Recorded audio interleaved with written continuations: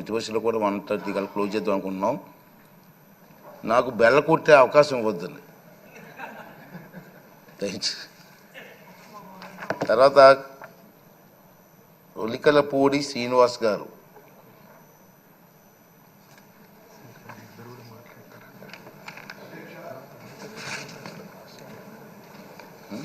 ఈ స్థానంలో నిలబడి మీలాంటి అనుభవజ్ఞుణ్ణి అధ్యక్షాన్ని సంబోధించే అవకాశం నాకు ఇచ్చిన మా నాయకుడు చంద్రబాబు నాయుడు గారికి ముందుగా కృతజ్ఞతలు తెలియజేస్తూ, నిన్న సభాపతిగా మీ పేరు ప్రతిపాదించినప్పుడు ఈ సభలో ఉన్న సీనియర్స్లో మీరు ఒకరు అనుకున్నాను. కానీ ఈరోజు మీ గురించి విన్న తర్వాత 7 సార్లు శాసనసభ్యులు, 1 సారి లోక్సభ సభ్యులు, 4 సార్లు అంటే 16 సంవత్సరాలు మంత్రిగా పనిచేసిన మీకంటే అర్హులు ఎవరు ఉంటారని ఇప్పుడు అర్థమైంది. అయితే మనందరూ ఒక విషయం ఇష్టం లేకపోయినా మాట్లాడుకుంటున్న విషయం ఏంటంటే ప్రతిపక్షం గురించి. ప్రతిపక్షం, ప్రజాపక్షం, ఈ 2 పదాలు గుర్తుపెట్టుకోమని అందరికీ విజ్ఞప్తి చేస్తున్నా. ఇక్కడ మంత్రులుగా ఉన్నవాళ్ళు ప్రభుత్వ పక్షం, ఆ తర్వాత రాష్ట్రంలో 175 నియోజకవర్గాల్లో ఉన్న సమస్యల గురించి వినిపించే మిగతా వాళ్ళంతా ప్రజాపక్షం. ఇక్కడ ప్రతిపక్షం లేదు. ఈ రాష్ట్ర చరిత్రలో ఎప్పుడూ జరగని అంత విధ్వంసం గత 5 ఏళ్లుగా జరిగింది. మరి ఈ 5 సంవత్సరాల విధ్వంసంలో మెజారిటీ బాధితులు ఎస్సీలు, ఎస్టీలు, బీసీలు, మైనార్టీలు.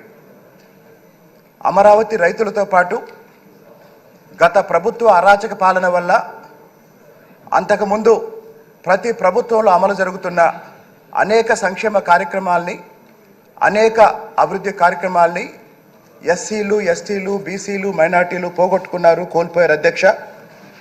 అలాగే గత ప్రభుత్వ విధానాల వల్ల గ్రామీణ అభివృద్ధి అనేది పూర్తిగా నిర్లక్ష్యం చేయబడింది.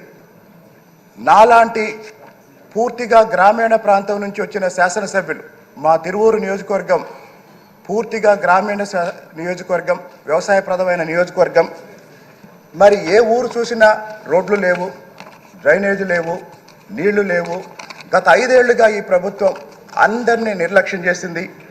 మరి ఈ నేపథ్యంలో రాబోయే రోజుల్లో మాలాంటి శాసనసభ్యులు మా సమస్యల గురించి, మా ఎస్సీ, ఎస్టీ, బీసీ, మైనార్టీల హక్కుల గురించి మాట్లాడే అవకాశం మీరు కల్పిస్తారని, అలాగే ఇక్కడున్న మెజారిటీ కొత్త సభ్యులకి శాసన వ్యవస్థ మీద, అలాగే పరిపాలనా వ్యవస్థ మీద అవగాహన రావటం కోసం గత 5 సంవత్సరాల విధ్వంసం మీద, వివిధ రంగాల్లో జరిగిన విధ్వంసం మీద బహుశా భవిష్యత్తులో అనేక క్యాబినెట్ సబ్ కమిటీలు ఏర్పాటు చేస్తారు.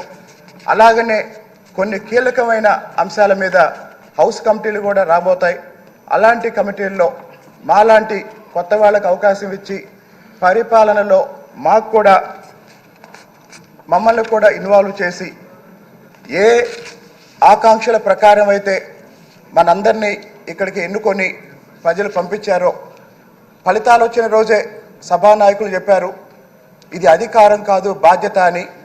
ఆ బాధ్యతతోనే నిన్నైనా భవిష్యత్తులోనైనా ఇక్కడున్న సభ్యులందరం ప్రవర్తిస్తామని మీ దృష్టికి తీసుకొస్తూ, నర్సీపట్నం నాయకుడు నవ్యాంధ్ర శాసన సభాపతి అయినందుకు మరొకసారి హృదయపూర్వకంగా మా తిరువూరు నియోజకవర్గ ప్రజల తరపున అభినందనలు తెలియజేస్తున్నాను.